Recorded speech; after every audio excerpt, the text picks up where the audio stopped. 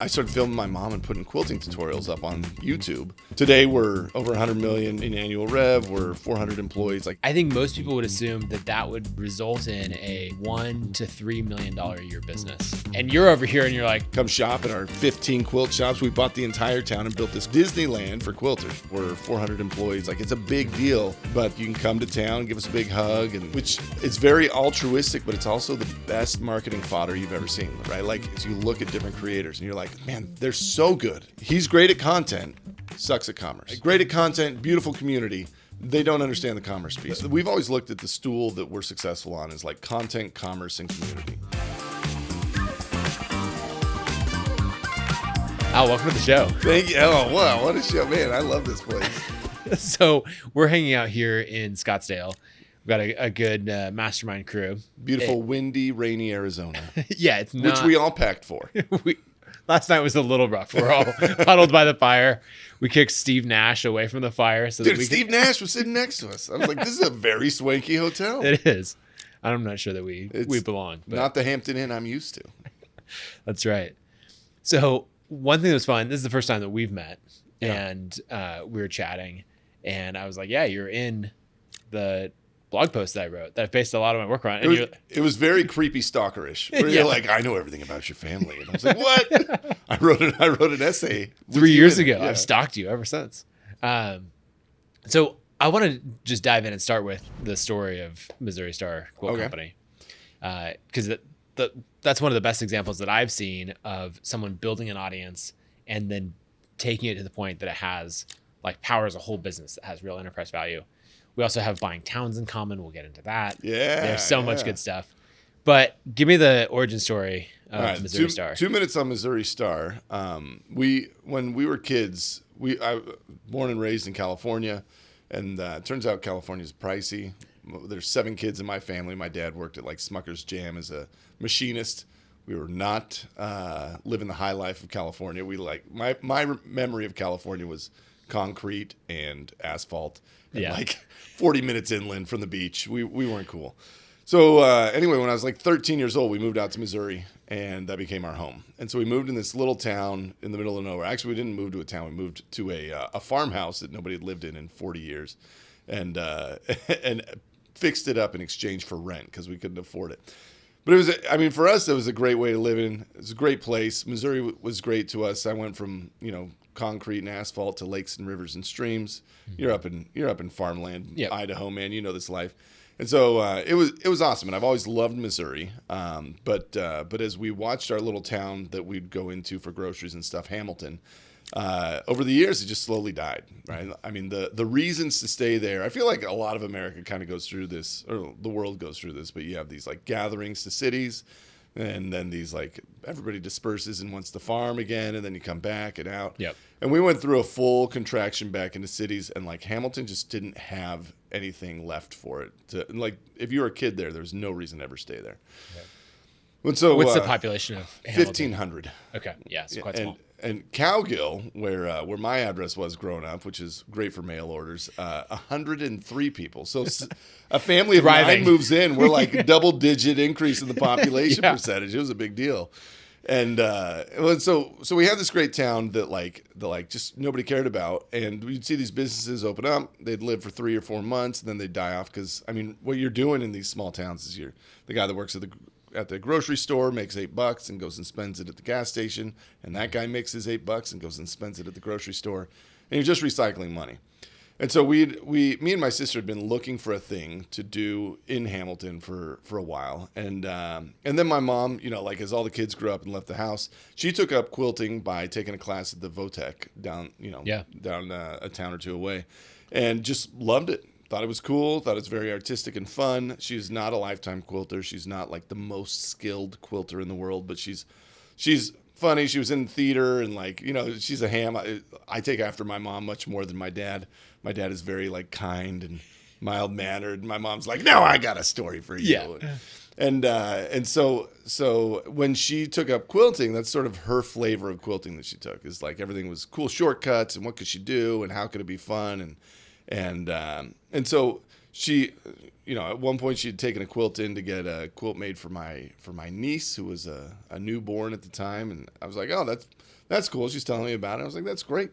She's like, so I took it into the quilters, because in quilting you sew all the pieces together. You have a flimsy top, and then you have the batting and the backing. Put it all together. That's called quilting when you stitch it all together. She took it into the quilters to get it quilted. She'd have it back in a year. And so I was like, dude, that's what I said. I was like, I can build a house faster than you can get a quilt done. Like, what is going on? It's like, everybody's just so backed up. And so me and my sister were like, okay, well, we'll buy you a quilt machine. You quit your job that you kind of hate. And she was working at like a prison school for reformed teens. And I mean, when your mom's coming home with crazier stories than you got to get her out of there. Right. So we got her home. She and bought her this quilt machine. We mortgaged my sister's house. When I say we, she mortgaged her house. Bought the machine. It's like a $40,000 machine. It was a big buy, but we were very confident. Like, all my market research was in that one call of like, takes you a year? Right. Okay, we'll do this. So we buy this quilt machine. She starts quilting. We needed to do a couple quilts a week. I was going to make an extra $1,000 a month. So was my sister, and we were all going to be happy. And then, how old were you at this time? I was 26, and I was working as a like, I was in with Symantec Corporation doing like tech stuff and having a great time. And so then I'd started this company for my mom. I lose my job. And, when you lose your job, you're like, I am an entrepreneur now. I'm fully committed. We're going to do this. And so I had this little quilt company that was not doing anything that, like, I gave my full undivided attention to. And I always loved the stuff like Woot.com and Steep and Cheap and all those daily deal sites back in the day. I mean, they hooked me so hard as a broke 20-year-old. And but nobody had built any experiences for, the 40 to 70-year-old female demo, which was my mom. And I was like, dude, she's up at midnight way more than I am.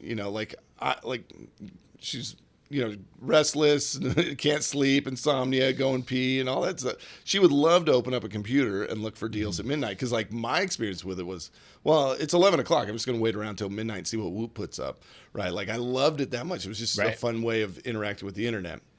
And so we built this Quilters Daily Deal site, started buying product to put on there, and nothing really happened. But then, like, that first year, we did about $100,000 in sales between a quilt shop that Mom was in every day and this website that I was working on online. And then the next year, we did about $1 million in sales, and then $4 million, and then $8 million, and like just really found some great appetite for it. But our secret sauce was my mom. Was this great character and personality. We YouTube was only a year or two old at the time. I think YouTube started in 2006, and we came. You got acquired by Google in 2006. That's when super early. That's when it really started to. Yeah, and we started in 2008, and so like I don't know why we all cared about, but like it came on the scene fast, and it was big, and so we started. I started filming my mom and putting quilting tutorials up on YouTube. And then my genius idea was like, oh, we'll email these out in our newsletter. And because we were very like protective of the messaging in it, it was an email that you got that made your life better. It was not about promos. It was about making you happier that day. We'd get like a 60-70% open rate on this with hundreds of thousands of users. And it was something that you were happy to forward to your friends. Have you seen this? Oh, let's do this one. And so every week there's a new idea around quilting, and this community just really embraced us and made it great. And so today we're over 100 million in annual rev. We're 400 employees. Like, it's a big deal, but we're still this very like family owned, authentic. You can come to town, give us a big hug, and come shop at our 15 quilt shops. We bought the entire town and built this great destination moment, which honestly it's very altruistic, but it's also the best marketing fodder you've ever seen, right? Like we talk to our customers about like, here's what we're building today. Here's what we're fixing up in the man's land. We did this thing, and this one got this new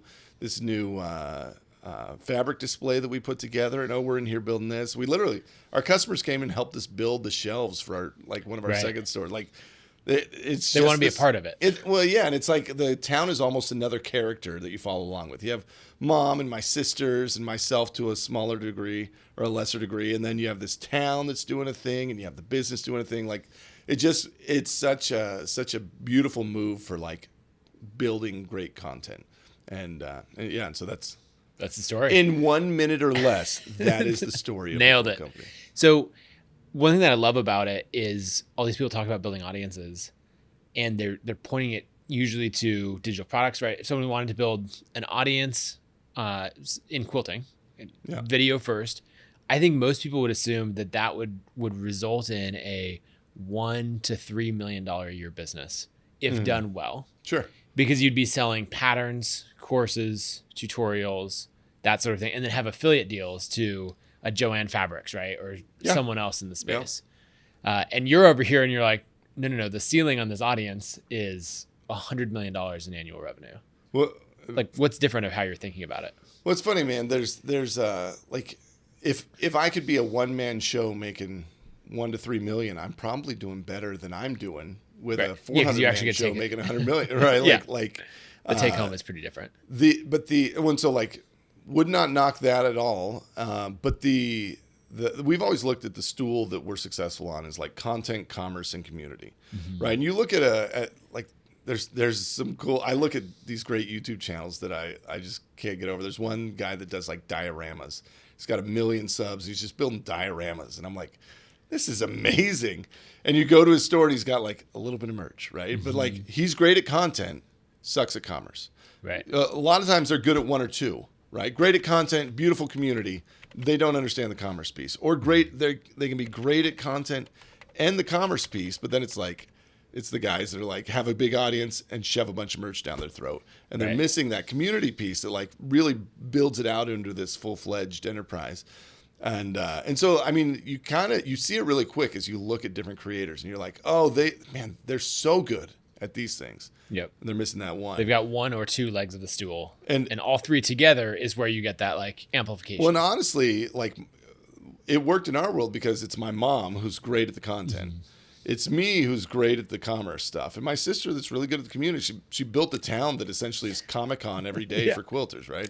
And so like, I don't think it works without like a couple different personalities in the mix that you trust and lean into, because any one of those is easily a full-time job for you to try and figure out and like stay on trends and figure, like, what's the algorithm doing today is something you need to be paying attention to.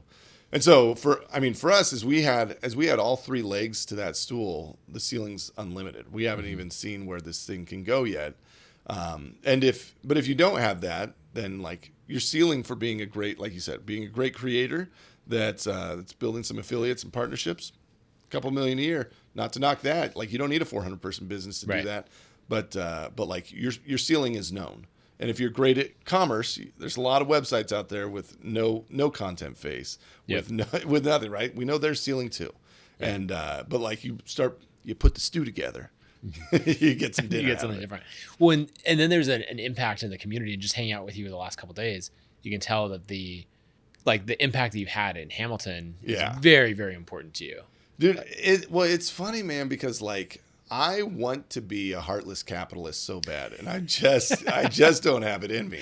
Because like, you and we both did Reboot, right? Yep. Oh yeah. And I found Reboot because I was the CEO of this company at the time, and me and my co-founders, which is my sister and my best buddy Dave, we all got to this spot where like the company's doing like 50, 60 million a year. I'm like, I don't know what I'm doing in here. Like I was a bad manager. I was very like micromanaging. You kind of learn how to be a leader by watching terrible movies on A&E. And like, I mean, you're just piecing it together the best you can. And so like, I found Reboot, which is like business coaching and therapy for CEOs and stuff. And came out of that and was like, I'm like, all right, let's try and transition out of this and become healthy again. And the challenge I found in there was, I got a town that I've told, trust me, I'm going to build it for you. I got a family that I've told, trust me, I'm going to build it for you. I've got an industry that we're disrupting that I'm saying, hey guys, I'm a good player here. Right. Like, I'm not here to pirate anything. I'm not a vampire. We're gonna build up the entire industry. Because there's a bunch of guys, I mean, that like knitting.com if you go, there's like a controversy around it because they're like, oh, these dumb ladies, we got it all figured out. We're gonna strip mine this whole thing. We're gonna sell it on Amazon. They don't even know what's coming. And everybody's like, F these guys, like, screw them. And our personality is very much like, dude, everything we're doing, we're not gouging prices. Like, we're trying to build this great world around us. And so with all of that weight on my shoulders, man, stepping back from the company was this terrifying thing. And now I'm chairman of the board. Honestly, I'm a better CEO without the day-to-day duties that I thought a CEO had to do, but just like focusing on big ideas and stuff.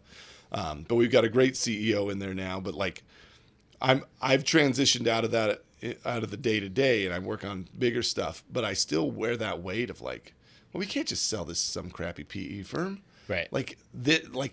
Man, I'm building parks and like fixing schools in my county. Like, I need to kind of stay here. I've made 400 jobs. Dude, if somebody else came in and bought that, they'd be like, well, first thing, it's dumb to be in Hamilton. Let's cut that and move the warehouse out of here. And so, yeah, like all of that stuff. It's funny. Community is meaningful from an audience standpoint. It's also very meaningful from like the employees and the company standpoint, as well as in our personal world, right? Like it all mixes together, man. You don't get to live in a silo. Yeah, and I think the way that you've done it in the town, it's obviously had a huge impact. So do I understand correctly that you own all of the commercial real estate in Hamilton? Most 27 Almost buildings in a 1,500 person town gets you round that up pretty quick. Yeah, just about all the way there. But something that I've heard you talk about in the past is that like every business should have a town. It's effectively a set for everything that you're doing. And then, I mean, you've made literally the Disneyland of quilting. Well, everybody I talk, because I'm an angel investor. I see, I hang out with a bunch of startup folks, and like, when you're a hammer, everything's a nail. And I see the value of a town, that like a destination that you're building your amusement park in. Everywhere. If you're a baking company, right? I should be able to go somewhere in America. There should be a cheese making capital of the world in Wisconsin. Right.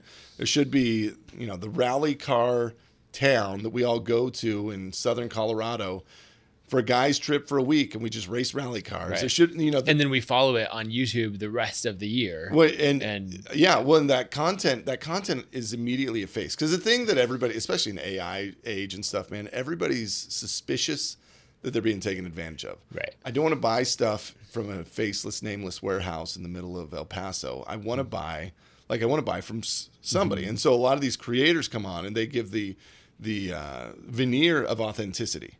Right. And they say, hey, I'm here. Now buy from this thing that like I'm not connected to or affiliated in. And like as you build a town, that trust just goes so much deeper. Because you like I want to go and shop your products. I'm going to go to your town. I'm going to see what you're making. I'll travel a bunch, and I was in Morocco a year or two ago. And I remember walking through, and like your first couple stands, you're like, this stuff is amazing. And then like by your fifth or sixth little shop, you're like, oh, it's all the exact same. It's the same stuff distributed. Yeah. And if I could see a guy cutting a leather belt like by hand in the back, I immediately trust him and want to buy from him, because all I'm looking for is something authentic to that experience. And if you're in quilting, you just don't want to be tricked into buying a Walmart thing, right? You want the real good stuff.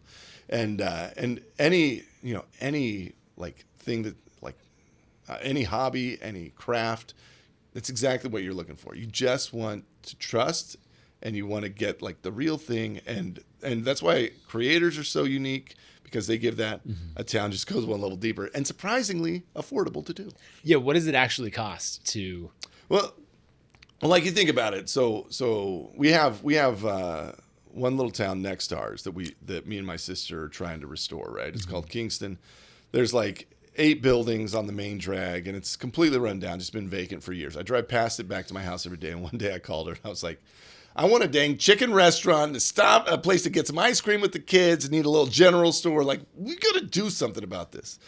And so we bought the whole lot of buildings, and they're abandoned, nobody's in them. It's going to cost a lot to fix them up. $50,000 is what we bought them for. We'll put in about $2 million at the point that you go and fix that up, which $2 million is about $10,000 a month as a mortgage, right? Like if you get some financing on it. So you got to cover 10 grand a month in rents. And in a town that has nothing, that's kind of tough, but like we'll do some mixed real estate, do a little residential up top and some commercial down below. But like that town now gets to have an identity. And because I own a quilting company, it'll probably extend into like crochet and knitting or embroidery town or watercolorville or, you know, like we'll give it something in that same space. So as people drive to come and see us there, we get 100 and some thousand people a year come to our tiny town in the middle of a cornfield. Yeah. Over 100,000 people a year coming to visit Hamilton. And for a barometer, right? Like I don't have the source for this, but in my head, the number for Magnolia, which is the Chip and Joanna Gaines, is like 30,000 people a week. Right. And so, you're like, we're talking about 100,000 being a huge number. Yeah. And you're like, try doing that every 3 weeks. That's right. Well, and so I'm looking at it saying, man, I think I can double or triple that. Right. If we have creativity land and people are coming for that, but they'll come to town and then I give them a few other things. 7 miles this way is another one. 7 miles that way is another one. You'll go check it out. Yeah. It's like buy your ticket to Disneyland, but we've got California Adventure right across the plaza. Exactly. Well, the Barnum and Bailey Circus, like the 3 rings mean something because you can't get it all in one trip, right? Like that's why they did this, so that you'd have to come back and buy a ticket for the second day. And like we're in the same boat. We're like, we've got to stay interesting. You can't just come to town and then never be like, oh yeah, I did that. Checked it off. It's like, no, it's changing. New stuff. Shutting that store down, moving this one over here and doing a whole thing. And for us, you look at it in sort of those numbers. A finance $2 million, $10,000 a month. There's a lot of brands that spend way more than that on meta ads. Oh yeah, and like you're going to get so much more fodder out of like the build and the experience that you're putting together in there, and the fact that people can come and visit that. 10 grand a month is very reasonable for a lot of people. Want to follow that journey, and you're talking about someone saying like, oh, what changed? What's different from last time?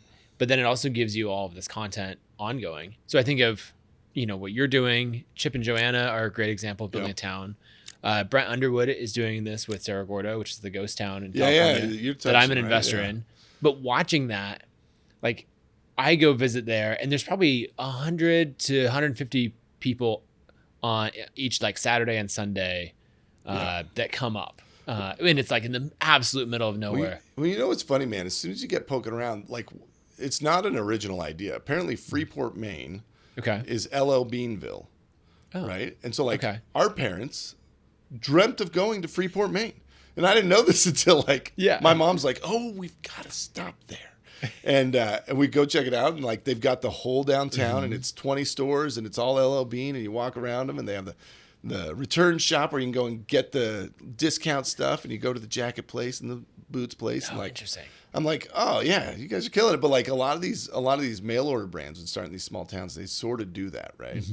And like it's cool. It's experiential. It's things that people would aspire to. It's Disneyland because you want to go and see it, but you take that and put that over a brand or a creator, and like, what does it look like, and would your people go see it? Dude, I wish there was like a Nintendoville, and we'd go hang out and like play all the like a game dedicated or a whole shop dedicated to Super Mario or something, right? Like.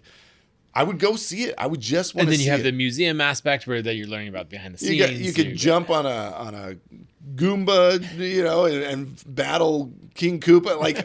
Like I would just go do it. And I'd take my kids and we'd do the whole thing and like put it in Yucaipa, California, in the middle of nowhere. And like, all right, I'll go there. Yeah. What do you think about, like, let's take ConvertKit as a company, right?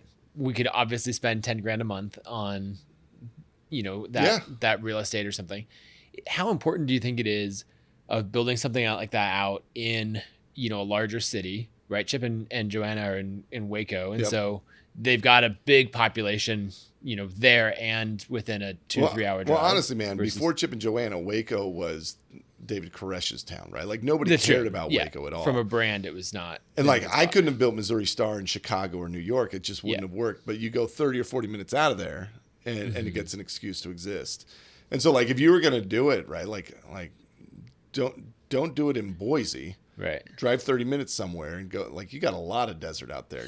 Go. There's plenty of desert, no shortage. When you go marry it up to like Rexburg or something where you got plenty of working populace, like a lot of college kids looking for jobs, and all of a sudden you've got a you've got an identity that lives in this town that you're growing it out. And it's like, oh, dude, ConvertKit, you got to go see what they're doing. They've got whole creator experience. It's 4 city blocks of like you can go make your content there. You go like they'll let you use the podcast space for free. Like it's fun. Like yours an interesting one because it's not an obvious jump in there. But if you guys sat in a room and put on a whiteboard, like what if we had a town? We're about creators. We're about amplifying their message, helping them succeed. What would you put in 4 city blocks? And it's like, dude, that's interesting. Like maybe we're getting, the goal is that you have some serendipity and 20 of these creators are there all the time. And like you're collabing without even trying, like you're just building these ways to facilitate that, whether it's doing activities or sitting and doing podcasts or writing content together. Like there's a constant TV show docu-series that's being shot through there and people can go and like slip into it and see themselves. Like there's a ton of stuff that you can start to pull out and say, if you're a creator, what would the coolest experience look like? And you'd have this whole range. Like creators is such a giant umbrella. Yeah. That there'd be like the perfect wood shop where all of the DIY woodworking creators are at. There'd be when you have a bunch of like authors, and so it's like, all right, what cool experience? Like nobody's built the author experience. Right. There would be a bookstore that has every book from all the ConvertKit creators. When it's funny, man, because like I love. Have you ever been through like the Color Factory? I haven't. No, dude. Like what is the Museum of Ice Cream and stuff? Like they're just these big sort of Instagrammable moments. But like I would want if there was an author I followed that like I could go and sort of go through the mini experience of like 5 rooms dedicated to James Clear or something. You're like, he changed my life. It was transformative. It was magical. And I just had to come here and see it. And look, I'm here with the giant thing that like, it's all the stuff that now has meaning to you. And from a community standpoint, like you have both the creator community and the fans of those creators. And like, there's plenty there to be excited about. And it's funny because I didn't know ConvertKit from Adam, right?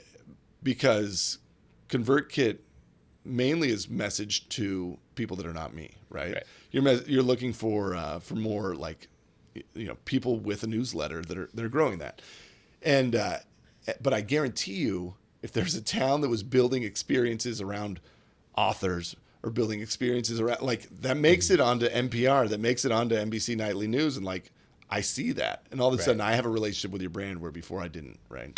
Yeah, the amount of earned media that you can get from that. I mean, that's what we see with the Ghost Town, where it's just nonstop. People like every story, if you put it in the Ghost Town, becomes infinitely more interesting. And people fall like they're hanging on every word that Brent puts out because they're like, oh.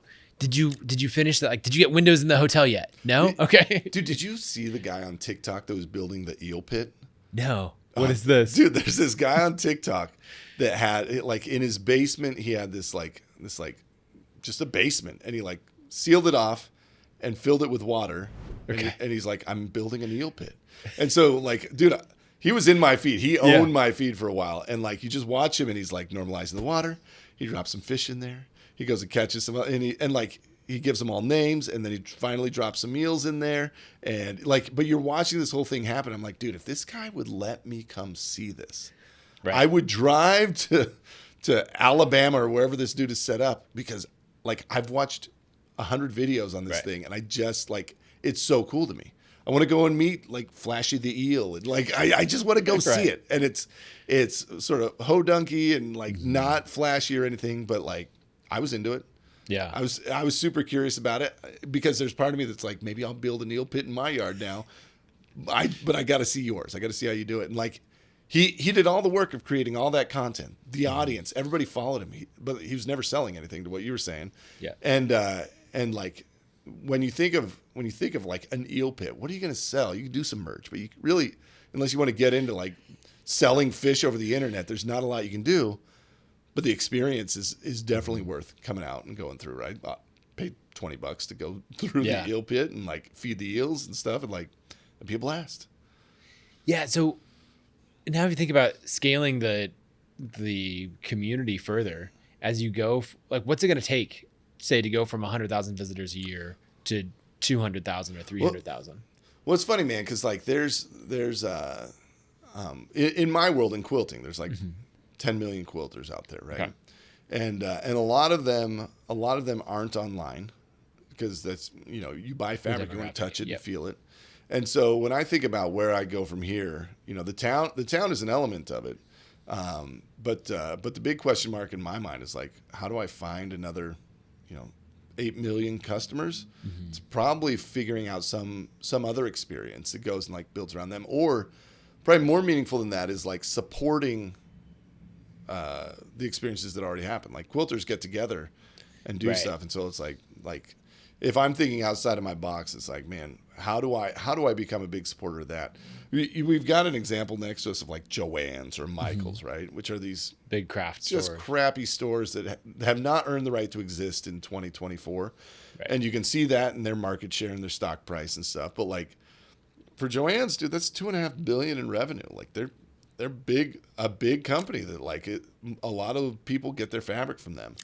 And they're very transactional, but it's like, dude, what could Joann's be if Joann's had the community and the content brain that we've got? Mm-hmm. Like, what does that look like? And I mean, I don't have it solved yet, but that's one of the big curiosities that I live in.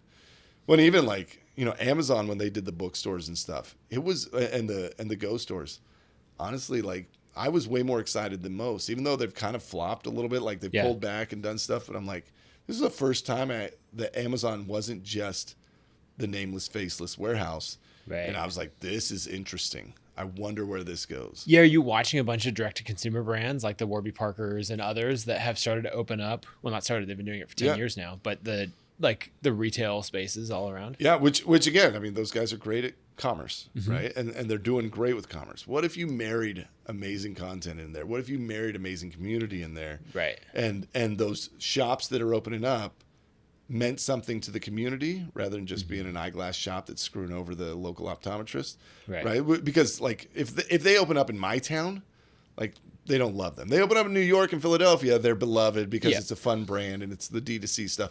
And I'll mail order through there, like it totally makes sense, but they haven't solved the other two pieces of the stool, and so they will. You can make a lot of money being a commerce brand. Again, not knocking, just going all in on that, but like. I love the idea of these brands that sort of have this holistic round. I read an article a couple of years ago about how Hilton was trying to call itself a media brand or Marriott or something, right? Like one of these big hotel hospitality things. And their thinking was like, no, we're trying to inspire people to travel. And like, we're going to rethink ourselves into this, like this content space that supports it with our infrastructure. And I was like, it's awesome. That's cool. Like, I hope you can figure something out, because if not you guys, there's some upstart brand that's going to do amazing at it. And like Airbnb is probably the closest to something like that, where they say, we've got an infrastructure here. Now dream of where you could go and look at all these experiences and the trips and all the stuff that you could take. And it's like, that's good model. I like that. That resonates with me as a creator and as a consumer a lot more than probably any other hospitality, shtick that I've seen. Yeah, and I'm just thinking about the local expansion. Like, instead of, most people say, okay, you're bringing commerce to each one of these cities, right? Say, like, okay, we're going to open up 10 Missouri Star Quilt Company locations over the next 3 years. Most people look at that and say, like, great, commerce. Yeah. And what you're saying is, no, I'm only going to do that when if I plant a flag in a new location, I can have equal parts commerce, community, and content. That's right. Yeah, I sort of see it as like, I don't think I could be a Walmart or a Joann's, right? But I could be a Six Flags, right? Okay. And there's a great destination within 3 hours of everybody in America, and you're picking like 16, not 200. Yep. And it's like, it's like, oh yeah, you got to go to the MSQC, the Missouri Star down in Santa Fe, because they did this. Like something like that starts to be interesting to me, where like just opening up a bunch of stores, like being the pure retail play, gets real boring real fast. So who's an example that does that?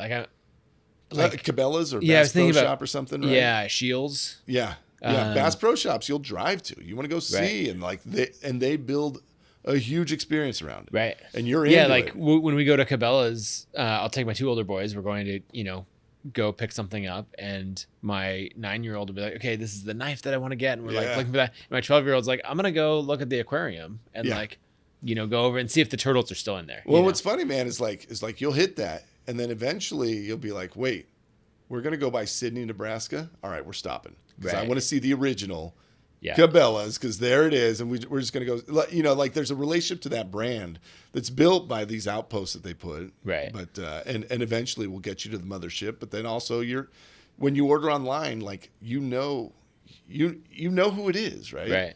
So I feel like Cabela's, that's the one that I know best in Boise. I feel like they're 90% commerce, maybe 10% experience. What would you change about it in order to get it to like that 50-50 maybe? So like let's say, I'll just simplify it and say, what if Cabela's was one big store, right? And I wanted to build the experience around it more. I would try and make it a thing where you can come and hang out for a week or two and feel engaged the whole time. And so, like I'm a gun owner, but like, I don't know what I'm doing. I'm like, I got one in case a raccoon comes and gets my chickens, but is this, what am I doing?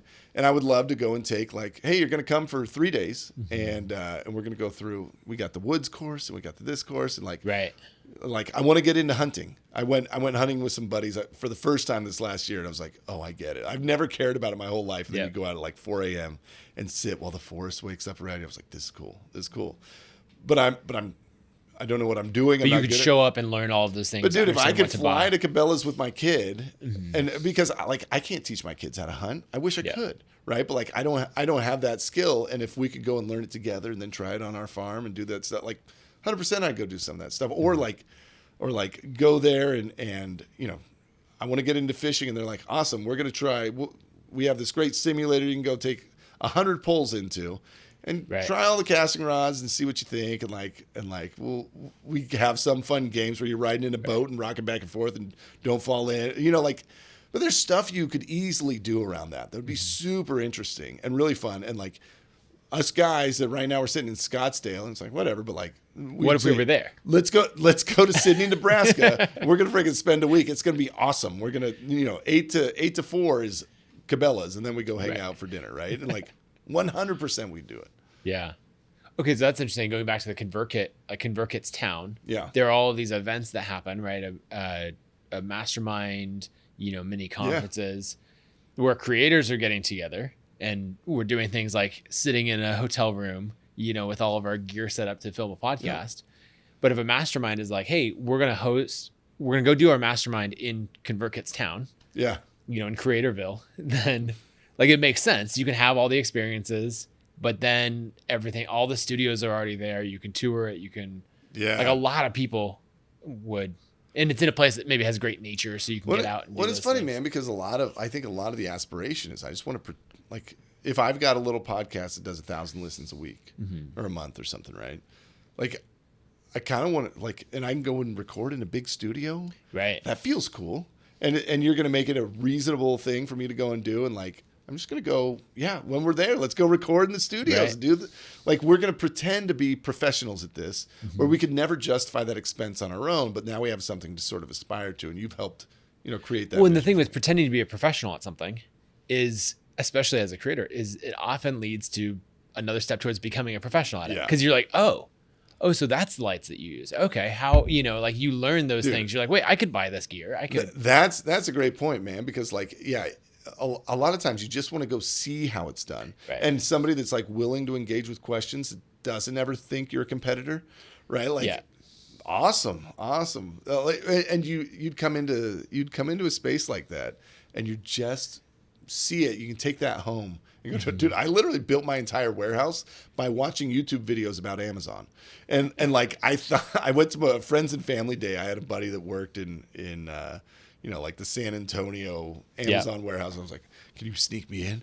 I just got to look around. I'm like, oh, they pick their orders like this, it's just normal warehouse logistics stuff. But like, I didn't know. And then I went and like copied it down and drew my little warehouse blueprint and went and got this whole thing built, put millions of dollars in, but I wasn't willing to pay a contractor, for that. Consultant to come and like tell me the right thing. I was like, I'll figure this out. I can figure this out. And that's exactly what I did. And like that for lighting, that for podcasting, that for video, like that same principle holds true. People think like they're pretty close. Most people are always pretty close. You just want to see it, want to interact with it, want to play with it, try it out.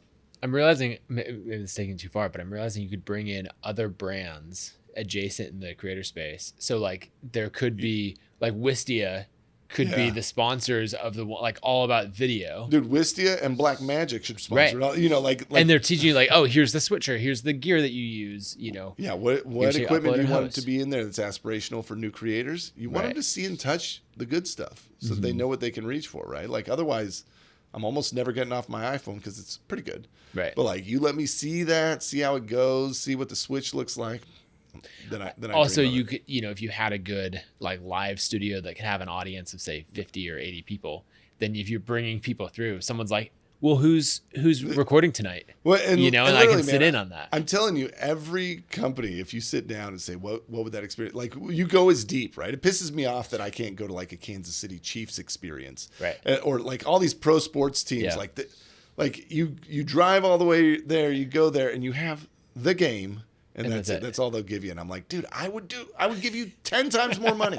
I would do all the things. Let me stay for 3-4 days. If you just cared about your people a little bit and let that brand grow. And anything we put on the whiteboard, we can come up with that experience around. Yeah. And it's a great hack because once you've done the work to imagine your brand or your experience in a physical world, right, that translates to digital way easier.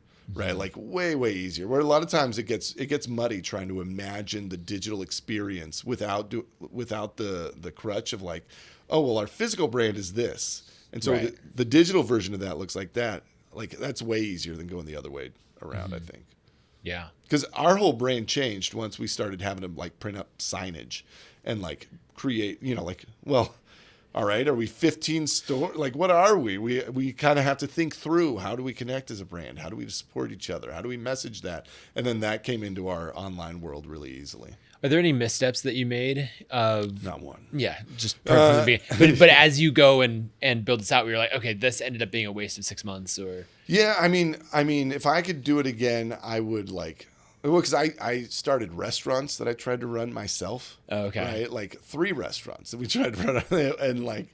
And I also thought we tried to partner with we had a gal that always dreamt of starting a bakery. And in my mind, entrepreneurship is very simple because I can do it. And so I think everybody would be great at being an entrepreneur. And then she got in there and did not love. Right. Being up at 3:30 in the morning. Wasn't her cup of tea. And like 3 months later, after I'd paid to build it out, I was like, I will give you your dream. And she's like, I'm going back to the job. This sucks. Right. I was like, huh, okay. I would have just done that differently. Hired somebody to set that up. Hired somebody that knew about restaurants to do some of that. Probably a lot of it is just like finding good partners and consultants to help me. Like the warehouse. Dude, I 1,000% should have hired a guy to be like, that's a 10-foot room with a toilet, my man. You don't need that for a bathroom. And I'm like, oh, okay.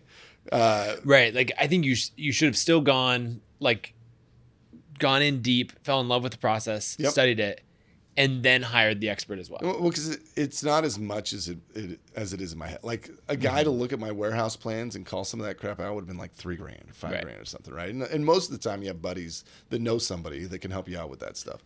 Yeah. And so I would have done a lot more of that, been much more inclusive, because the instinct as a creator, I think, is to be an isolationist. It's you against the world.